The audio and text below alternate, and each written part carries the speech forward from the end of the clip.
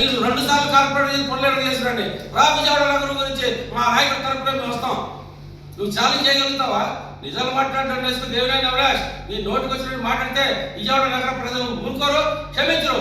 ఇక్కడ నువ్వు మాట్లాడిన వ్యాఖ్యలన్నిటి కూడా కేసీఆర్ శివనాథ్ గారి చిన్ని గారికి క్షమాపణ చెప్పాలి, బహిరంగంగా ప్రజలకు క్షమాపణ చెప్పాలి. అభివృద్ధి చేసే వాళ్ళపై బురద జల్లే కార్యక్రమం ప్రజలు ఊరుకోరు.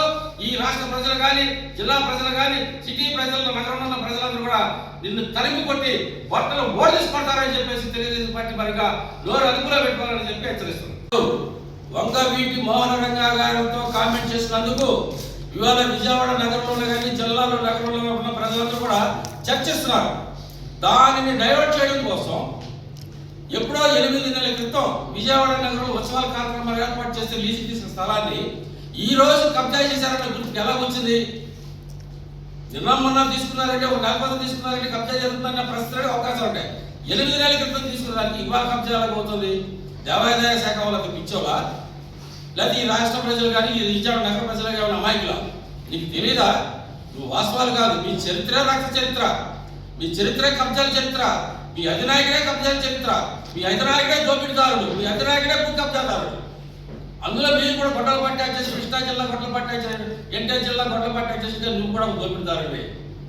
నీ ఉనికిని కాపాడుకోవడం కోసం తగుదనామా అని చెప్పేసి ప్రతి దాంట్లోనే ఇన్వాల్వ్ అయిపోయి వాస్తవాలు మాట్లాడు, మీ అధినాయకుడు మాట్లాడు, మీరు మాట్లాడు. మీరు చెప్పేనే అభివృద్ధి, చెప్పేనే అభివృద్ధి ఆటంకపరచడమే. ఎక్కడ అభివృద్ధి జరుగుతుందో అక్కడ రాయకుంటే ప్రతిపాదన మీది. ప్రజలకు అభివృద్ధి చేయడం కన్నా మీకు విధ్వంస పాలన మీద ఎక్కువ ప్రేమ. ఈ రాష్ట్రంలో ఎంత అరాచకాలు జరిగితే అంత పైచాచికం నమ్మే నాయకుడు మీ నాయకుడు. ఆ నాయకుడితో పాటు మీరు కూడా ఆ పైచాచిక జబ్బు మీకు అంటుకుంది. ఇవాళ చిన్ని గారిని విమర్శించే అర్హత నీకు ఎక్కడుంది? ఏ స్థాయిలో ఉంది నీకు? 3 సార్లు పోటీ చేసిన డిపాజిట్ లేకుండా ఓడిపోయావు. కార్పొరేటర్ కూడా పోటీ చేసే అర్హత నీకు లేదు. ఇవాళ ప్రజాసేవలో సేవ చేయడానికి ఈ జిల్లా ప్రజలు కానీ, నగర ప్రజలు కానీ మీకు అనుమతి ఇవ్వరు.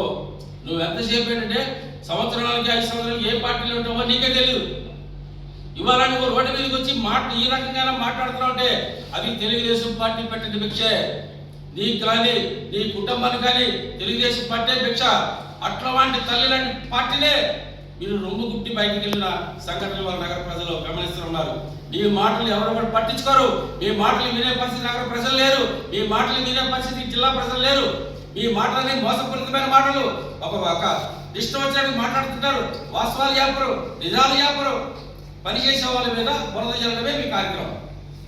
మరి కేసీఆర్ శివనాథ్ చిన్ని గారు చేసిన అభివృద్ధి కార్యక్రమాలు కానీ లేదు. మీ నాయకుడు ముఖ్యమంత్రిగా ఉన్నప్పుడు మీరు ఏ అభివృద్ధి కార్యక్రమాలు చేశారో మీరు విజయవాడ నగర ప్రజల సమక్షంలో ఛాలెంజ్ చేశారు. దమ్ము ధైర్యం ఉంటే నువ్వు రాగలుగుతావని ప్రశ్నిస్తున్నా.